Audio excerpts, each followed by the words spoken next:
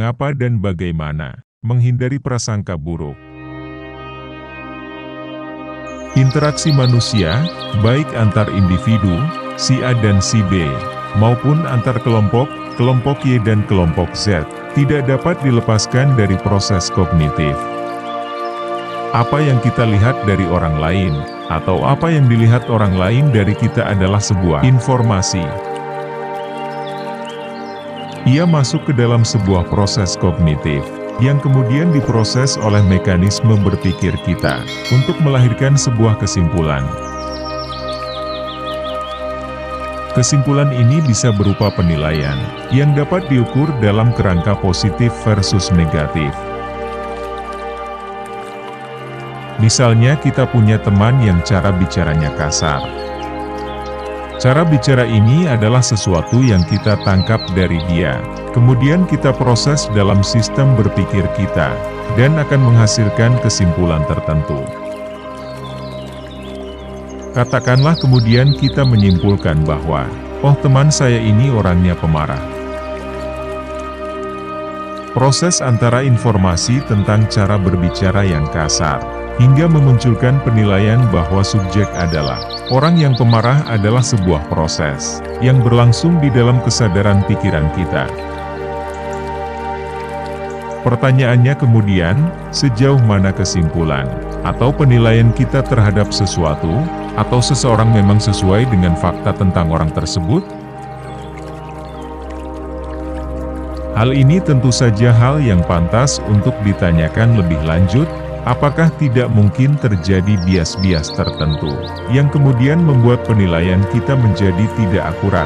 Terlebih seringkali kita memiliki informasi-informasi yang terbatas.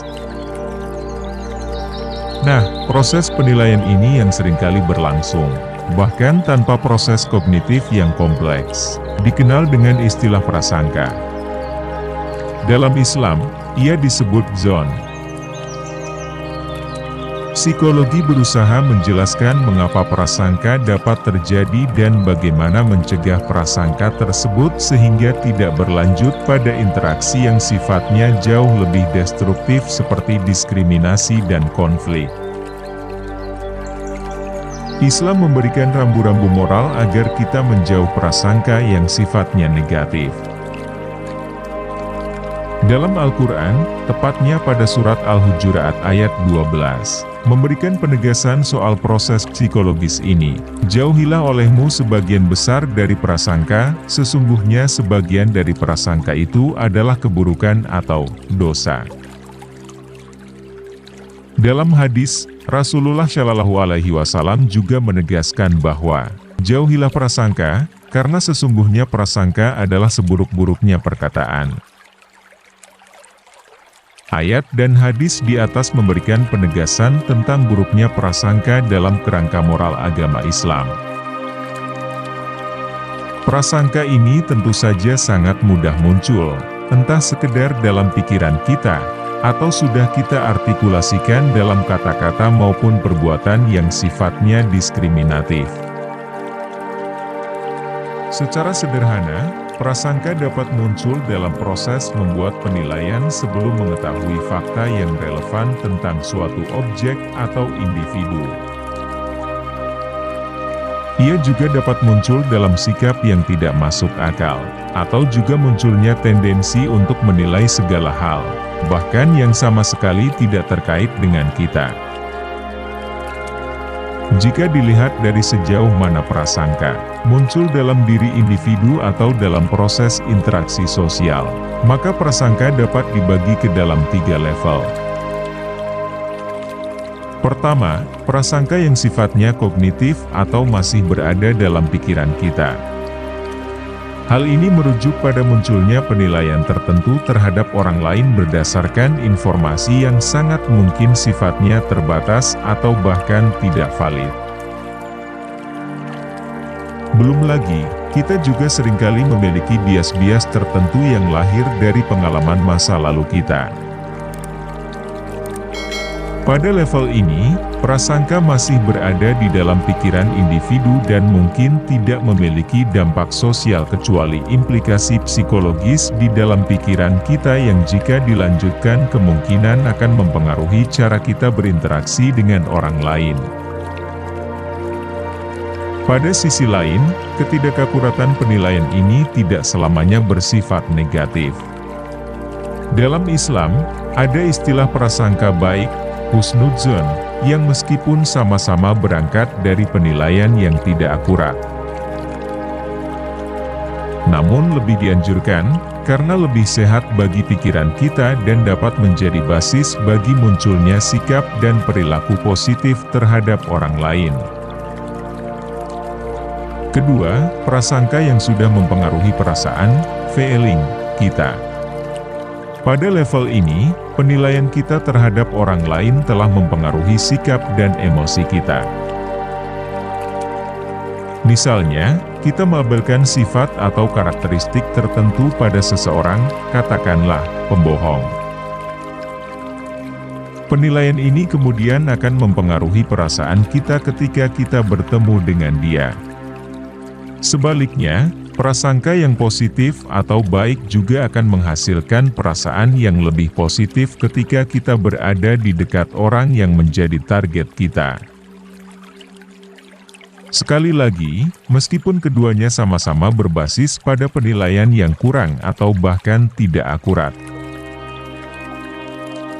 Namun prasangka yang positif ini, dalam konteks yang umum, misalnya bukan dalam proses investigasi kejahatan oleh penegak hukum, lebih ditekankan. Nah, pada level ketiga, perasaan yang lahir dari penilaian yang tidak tepat tersebut sangat mungkin muncul dalam perilaku. Ketika ia muncul dalam perilaku, maka sangat mungkin korban atau target dari prasangka, khususnya prasangka negatif ini dirugikan secara sosial. Bentuk perilaku yang lahir dari prasangka biasanya dikenal dengan diskriminasi. Hal besar yang berangkat dari proses kognitif yang tidak akurat dalam membuat penilaian atau kesimpulan terhadap orang lain, atau lebih jelasnya prasangka. Terus bagaimana mencegah agar kita tidak terjebak dalam prasangka negatif terhadap orang lain?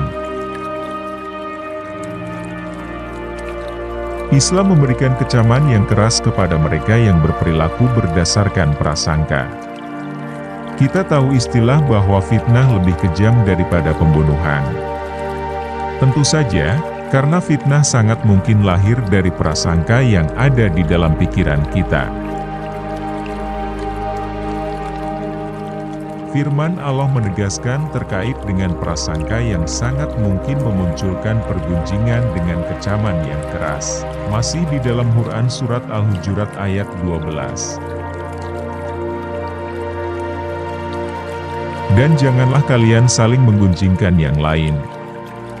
Apakah kalian suka menjadi orang yang memakan bangkai saudaranya sendiri yang sudah mati? Maka tentulah kamu merasa benci atau jijik untuk memakannya. Dan bertakwalah kepada Allah. Sesungguhnya Allah Maha Penerima Taubat dan Maha Penyayang. Quran Surat Al-Hujurat ayat 12. Landasan moral dari ayat di atas, tentunya dapat menjadi motivasi bagi muslim untuk menjauhi prasangka yang negatif terhadap orang lain. Pertanyaannya kemudian, bagaimana psikologi dapat membantu proses individu untuk menjauhkan diri dari kecenderungan berprasangka negatif terhadap yang lain? Beberapa poin berikut yang bisa kita bangun berdasarkan level pikiran dan perasaan diri insya Allah bermanfaat bagi kita semua. Pertama, tekankan bahwa pikiran kita atau apa yang kita pikirkan, really matters. Ia bisa menjadi akar dari banyak persoalan, baik yang sifatnya individual maupun sosial. Kita perlu mengelola pikiran kita agar senantiasa objektif dan hati-hati. Kalaupun ia mengandung bias, usahakan agar outputnya bernilai positif. Tetapi tetap saja, poin utamanya adalah objektivitas dan kejujuran dalam memberikan penilaian atau menarik kesimpulan. Kedua, fokus pada apa yang kita rasakan, maka kita perlu berusaha untuk menumbuhkan perasaan positif di dalam diri kita. Perasaan positif ini dapat dimunculkan dengan mengelola pikiran maupun perilaku kita. Pikiran positif akan memberikan dampak emosi yang positif. Perilaku positif pun demikian.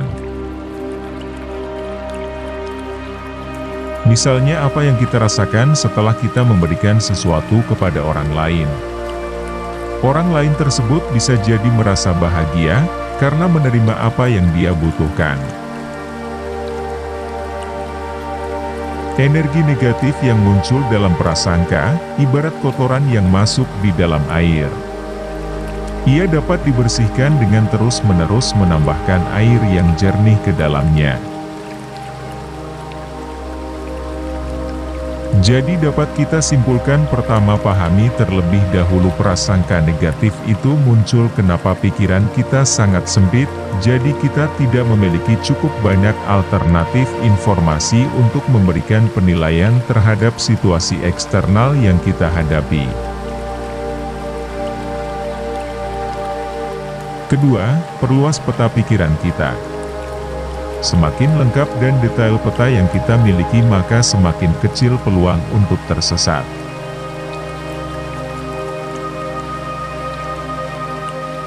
Demikian juga ketika kita memberikan penilaian terhadap orang, kelompok atau situasi, semakin detail informasi, semakin lengkap gambarannya maka semakin kecil peluang kita melakukan kesalahan judgement.